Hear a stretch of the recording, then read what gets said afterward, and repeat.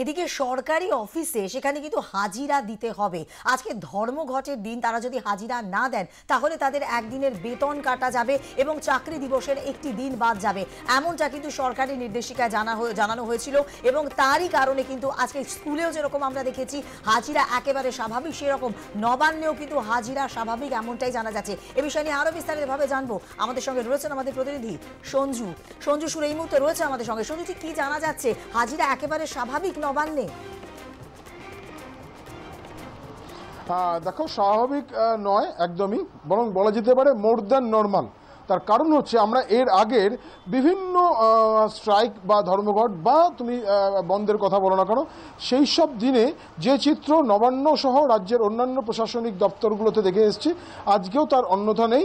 অর্থাৎ প্রত্যেকটি দপ্তরেই যা অন্যান্য কাজের দিনগুলোতে যেভাবে হাজিরা থাকে, শতাংশের নিরিখে যা হাজিরা থাকে, তার তুলনায় অধিকাংশ জায়গাতেই কিন্তু বেশি রয়েছে।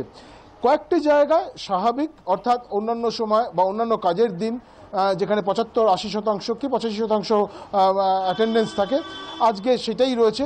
কিন্তু বেশিরভাগ ক্ষেত্রে আমি তোমাকে কিছুক্ষণ আগেই বলছিলাম যে নবান্নের কথা, নবান্নের কয়েকটি দপ্তরে কয়েকটি ফ্লোরে যেখানে 85-90% অ্যাটেন্ডেন্স রয়েছে, আর অন্যান্যগুলোতে যেখানে 75-80% অ্যাটেন্ডেন্স রয়েছে, সেখানে এই মুহূর্তে দাঁড়িয়ে আমি তোমাকে বলতে পারি শুধু নবান্ন নয়, রাজ্যের প্রত্যেকটি প্রশাসনিক দপ্তরে, সেটা মিউনিসিপ্যালিটি হোক, সেটা রাইটার্স বিল্ডিং হোক, সেটা নিউজ সেক্রেটারিয়েট বিল্ডিং হোক, সেটা সল্টলেকের যে সরকারি দপ্তরগুলো আছে, বিকাশ ভবন থেকে শুরু করে অন্যান্য যে জনসম্পদ ভবন বা অন্যান্য যে দপ্তরগুলো আছে সেই সব জায়গা, এমনকি জেলা স্তরেও প্রত্যেকটি জায়গাতে, জেলা মুখ্য কার্যালয় বা অন্যান্য যে অফিসগুলো, সরকারি অফিসগুলো আছে, প্রত্যেকটা জায়গাতেই কিন্তু উপস্থিতির হার এই মুহূর্তে মোর দ্যান নর্মাল।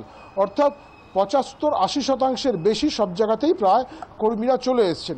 দেখো, এটা 2011 সালে এই সরকার ক্ষমতায় আসার পর থেকে যে বন্ধ বা ধর্মঘটের সংস্কৃতির বাইরে গিয়ে ওয়ার্ক কালচারকে ফিরিয়ে আনার জন্য যে কড়াকড়ি শুরু করেছিল, তার একটা ফলশ্রুতি দেখা যাচ্ছে। এখন এই মুহূর্তে দাঁড়িয়ে বলা যেতে পারে যে আমি যে নবান্নে দাঁড়িয়েছি, এখানে প্রতিটা তলাতেই কিন্তু যা প্রত্যেকটা টেবিলে যেখানে যেখানে কর্মীরা কাজ করেন, সেটা অন্যান্য দিনের তুলনায় বেশি। হ্যাঁ, অবশ্যই দু একটি ব্যতিক্রম তো থাকতেই পারে। যারা আগে থেকে ছুটি নিয়ে রেখেছেন, অর্থাৎ এই যে 9 জুলাই ধর্মঘট হবে সেই কলটা দেওয়ার আগে যারা পূর্ব অনুমোদিত যে ছুটি রয়েছে, সেই ছুটিগুলো যারা নিয়েছেন তারা আসেননি।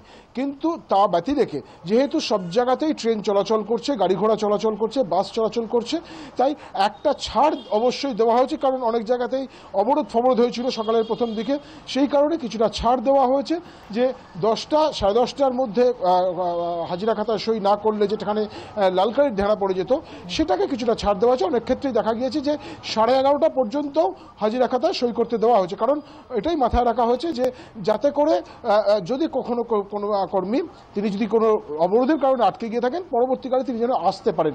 হ্যাঁ, একটা বিষয় সরকারের পক্ষ থেকে পরিষ্কার জানিয়ে দেওয়া হয়েছিল যে প্রথম অর্ধ, অর্থাৎ ফার্স্ট হাফ বা সেকেন্ড হাফ, অথবা পুরো দিনের জন্য যদি কেউ কাজে না যোগ দেন আজকে, তাহলে চাকরি জীবন থেকে একদিন ছেদ যেমন পড়বে, তার বেতনেরও একদিন কাটা যাবে। এই নির্দেশিকা প্রত্যেক বাড়ি এই ধরনের বন্ধ বা ধর্মঘট ডাকা হলে দেওয়া হয় রাজ্য সরকারের হোম অ্যান্ড হিল অ্যাফেয়ার্স ডিপার্টমেন্টের পক্ষ থেকে। সেটা এবারেও দেওয়া হয়েছে এবং তাতে দেখা যাচ্ছে যে কর্মী যারা রয়েছেন তাদের উপস্থিতি কিন্তু একেবারেই অন্যান্য, যেটা আগেই তোমাকে বললাম যে মোর দ্যান নর্মাল। একেবারেই তাই। ধন্যবাদ সঞ্জু।